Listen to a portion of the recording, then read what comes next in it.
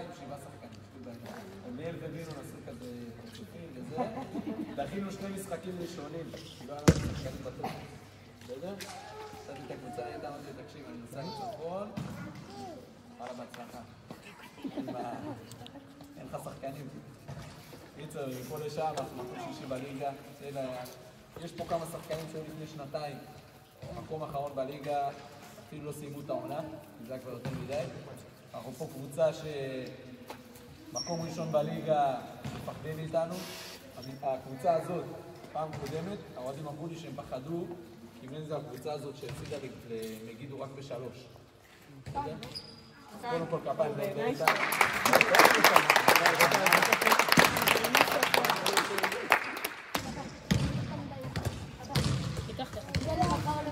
אז גם אני כמה מילים. אני לא עומד בזה. אתה יכול לשבת. לא, באמת, קודם כל רציתי להגיד שפו גדול בכלל על כל המדינה. שפו לך איתן על העונה הזאת אחרי, כמו שאמרת, שלפני שנתיים אנחנו בצער יצאנו מהליגה, כי פשוט לא עמדנו בהפסדים האלה, זה לא היה הפסד זה היה הפסד כמה, 30, 40, 50, היה גם הפסד. זה כאילו, הם היו חוזרים. פשוט לא היה פייר לילדים לעשות את זה. ושנה שעברה עבדנו חזק, והשנה וואלה, רואים תוצאות, רואים את החבר'ה, באמת, תענוג. אני כל פעם שאני מודה לרם להסעה, אני פותחת את ההסעה, נכון? מה העניינים חבר'ה, שיהיה לכם בהצלחה? ויטלי... ויטלי בעולם. אין דבר כזה לא להיכנס להגיד לזה, רואים שאתם נותנים את הכל. ונשמה. באמת איתן, תודה רבה מכל הלב. ווואלה, שיהיה לך גיוס נעים. לשמור על עצמך. באמת, כאילו אין... תחזור בשלום. כן, תחזור ממש. לשמור על עצמך.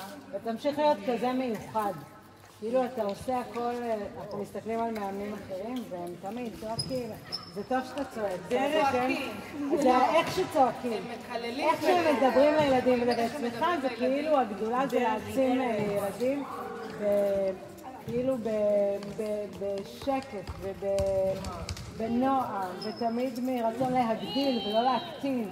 ואין הרבה אנשים כאלה בנות, אז אתה מאוד מאוד מיוחד בזה, ועל זה ממש תודה. תודה רבה. לפני שנעבור לכמה מילים מהילדים ומי שרוצה להגיד, אז אנחנו ההורים קנינו לך איזה מתנה קטנה. איפק ואיתן!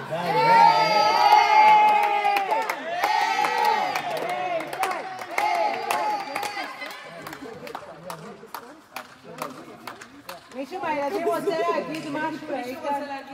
תגידו. נגיד, אני אשאל שאלות ואתם תעלו. לא מהילדים, מהשחקנים. מהשחקנים. יאללה, ביישנים, קדימה. נגיד, אני שואלת, זה משחק אסוציאטיבי כזה, בסדר? כשאני אזכר בעוד 10 שנים באיתן, אני אחשוב מה עולה לכם לראש? יפה, יאללה, מי זה איתן בשבילי? מה? בן אדם צריך להגדיל. הלאה, בינו. בן אדם להגדיל. בינו הבא. בינון, מה? מה זה איתן בשבילך?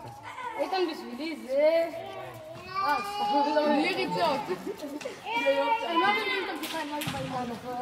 זה בסדר, גם אם הוא שנאתי שאיתן באימון היה נותן לי לעשות איך הייתם כאלה? שנייה, מה זה גרוע? ריצות קווים או שכיבות צמיחה? שכיבות צמיחה! אני נותן דבר! בסדר, נרגעתי. אם אין שכיבות צמיחה זה כישרון שלי. זה עוד שאלה. אני מאחל לאיתן. מה אתם מאחלים לאיתן? להגיע להם! לחזור בשלום, הרבה הצלחה. רגע, אז אני כבר גם אנצל את המעמד הזה, למרות שלא צפיתי את זה בכלל לא הייתי אמור להגיע. נכון. אבל תודה על הכל. תודה קודם כל לשחקנים.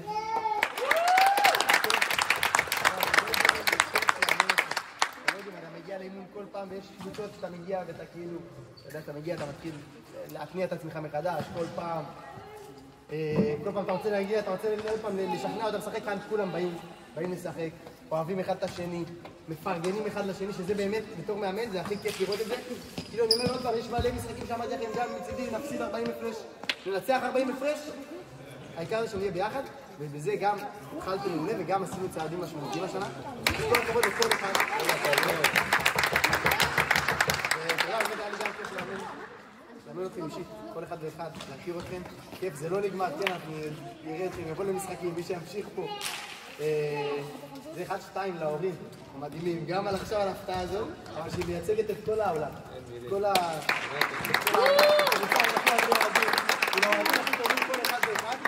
אז זה ככה עם כל השחקנים, תודה רבה על השנה הזאת. האחרון חביב, סגי, עוד למד, אבל הוא דיבר על 7 שחקנים, ואני כאלה אני לא יודע מה איתו, קיבלתי קבוצה שלמה. הוא דאג לי, הוא הביע לי באותו יום שהוא כבר במילואים, הלך להכל, חתך מהקבוצה, הגיע כאלה משחקים. אמר לי, תשמע, יש לך את בינון, אולי תביא אותו, יש לך את ליאל, אולי תביא אותו, תראה, אנחנו יכולים לייצר כאן עוד קיצור, הייתי כאן כל השנה,